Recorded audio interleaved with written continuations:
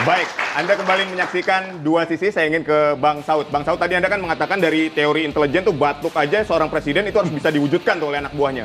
Nah, yang ingin saya tahu adalah ketika pulau terpencil untuk koruptor dikelilingi oleh hiu ini diwujudkan, ini seperti apa menurut Anda efek jerahnya, kemudian pengawasan dan keamanan di sana? Ya, pertama kita harus sepakati dulu bahwa yang disampaikan presiden itu kan ada sebuah kiasan atau pepatah atau kalau bahasa sekarang gimmick itu kan harus dipahami bahwa Bukannya itu cara kekhawatiran dia. Bang Saud? Iya, sebenarnya itu kan Kecemasan, kekhawatiran bukan? enggak, ini kan presiden harus menginspirasi publik. Ya dong.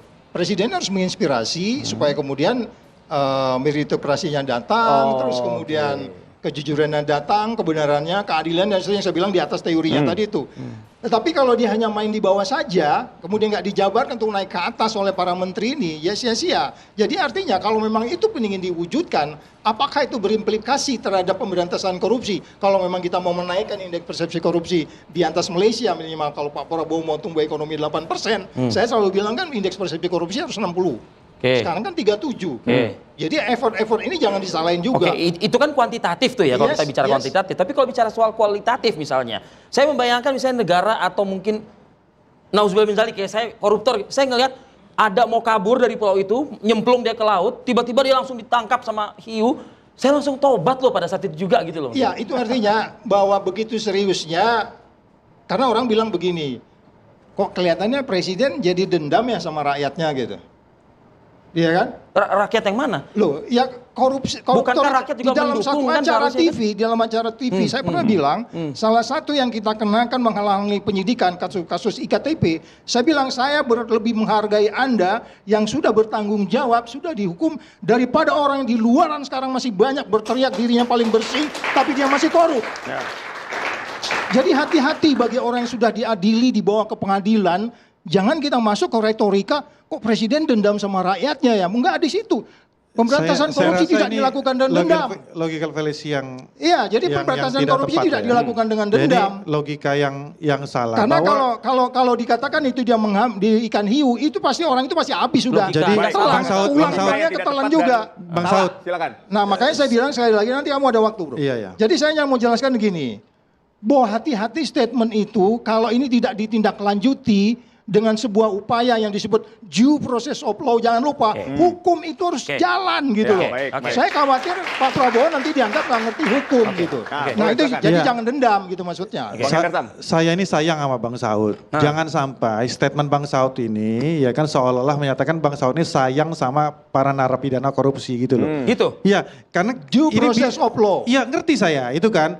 Cuman yang ditangkap seolah Bang Saud ini Pak Prabowo kok dendam banget sama para narapidana korupsi atau para koruptor ini. Padahal presiden udah geram. Padahal presiden udah geram. Jadi sampai saya sayang sama beliau. Ya. Jangan sampai itu salah, Bang. Abang udah konsisten selama ini. Itu Saya yang kira pertama. begini. Iya kan? Yang kedua, ya kan? Ini bukan merupakan sesuatu yang baru, ya kan? Kalau kita tahu itu di San Francisco ada penjara Alcatraz. Yes. Sangat legendaris sekali. Di Australia juga ada hal seperti itu. Nah, kalau kita bicara masalah, saya balik lagi, saya menanggapi apa yang dikatakan oleh Bang Saud tadi, bahwa yang beliau katakan memang di tataran situ, karena itu yang bisa dicerna oleh publik. Kalau kita beliau bicara masalah teori, bicara masalah ini segala macam, ini udah lewat, karena sudah selesai di Dewan Pakar, ya kan?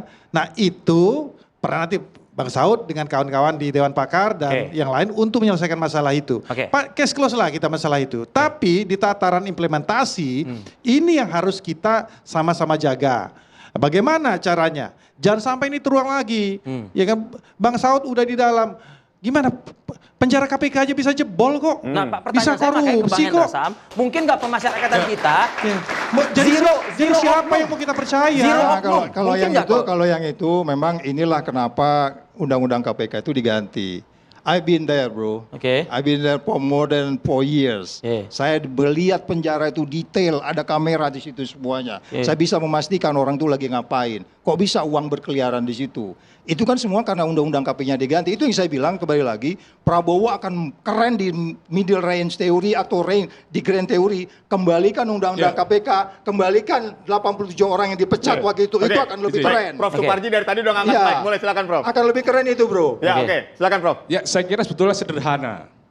Kembalikan pada undang-undangnya.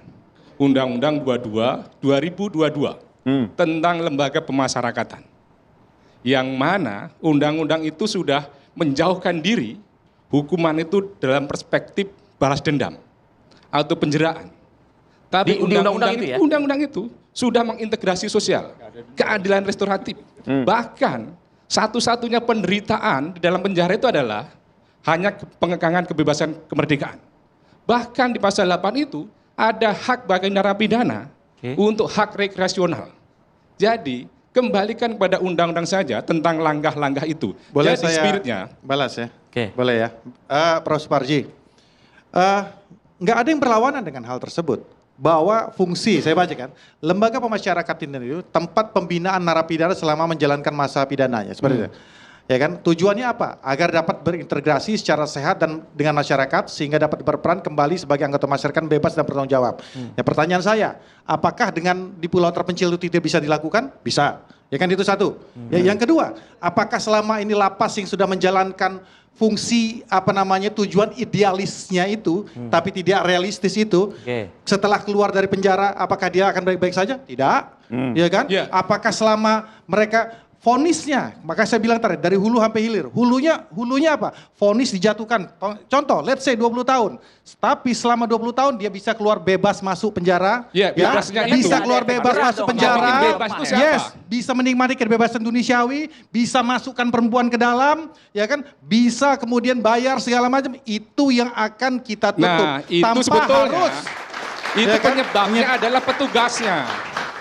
Mereka kan dikunci dari luar. Mereka bisa begitu karena petugasnya. Jadi yang harus ditangani adalah petugasnya. Kalau di pulau terpencil dengan petugas-petugas yang masih mudah disuap, maka juga tidak ada gunanya. Nah, ini kan tambah enak lah, besar eksklusif gitu. Prof, saya kasih konsep begini saja. Yang paling gampang. Kasih di pulau terpencil, nggak ada internet, nggak ada TV, ya kan? Taruh di situ, ya kan? Secara berkala, ya kan? Para pegawai-pegawai berintegritas dan di rolling. Ini Sehingga kan tidak ada kesempatan. Sehingga tidak Apa, kesempatan. Bang Hendra Sam? Itu pertanyaannya. Itu kan dalam praktek kalau kita terus kayak gitu sama aja kita ngomongin analogi kayak listrik, ya kan gitu loh kan. Thomas Alva Edison itu kalau mau buat listrik, ini kalau orang bicara wah nanti kita kesetrum, ya kan? Tapi kita akan gelap selamanya. Kan gitu. Jadi semua kalau dipandang tuh secara pesimis, nggak akan ada jalan keluar. Kita harus cari jalan keluarnya. Oke. Nah ini maksud saya, jalan keluar satu-satunya memberikan efek jera, balik lagi. Tujuan daripada para koruptor ingin menikmati uangnya, ya kan, menikmati kenikmatan duniawi. Kita tutup kenikmatan duniawinya itu saja. Oke. Nah itu Bang Saud, saya gitu Bang Saud kalau gitu. Kalau Bang Hendra Sam ini kan it's now or never. Jadi jangan tunda-tunda lagi. Sedangkan Bang Saud kok justru malah mempertanyakan, memperpanjang lagi idenya Pak Presiden ini. Benar nih, jangan-jangan Anda melindungi para koruptor, jangan-jangan Bang Saud. Itulah yang saya bilang tadi kembali lagi. Kita ini mau menjadi bangsa yang diminta oleh konstitusi atau enggak sih? Konstitusi kita itu adalah menjelaskan kepada kita bahwa kita itu orang yang beradab. Iya. Ya kan, ketika due process of law-nya jalan, dikatakanlah pasal 2, dia kena 20 tahun. Ya udah, tanggung jawab di 20 tahun itu, walaupun ada potongan-potongan. Soal kemudian penjara menjadi kumuh, bau, para bangsat di dalamnya berkumpul kayak begitu. Itu soal managerial implication. Itu bisa ditata, dipasang CCTV, bahkan Pak Prabowo bisa ngelihat tuh tahanan gue lagi ngapain nih semua nih, bisa menit itu juga. Itu soal managerial implication. Tapi yang paling penting adalah apakah ini membawa sebuah perubahan? Itu yang tidak ada. Iya kan, itu tadi makanya ini Profesor menyatakan Undang-Undang 22 tahun 2022. Kita harus punya kan? Itu dia harus dikasih informasi, dikasih hiburan, orang tuanya harus ngelihat, anaknya ngelihat, itu HAM.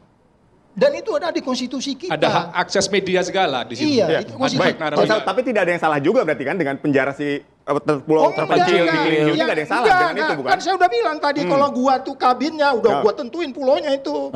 Ini pulaunya nih Pak Presiden. Jadi besok ada setuju ya dengan itu ya? Oh, iya, ini persoalannya bagaimana ini dijalankan, Bro. Baik.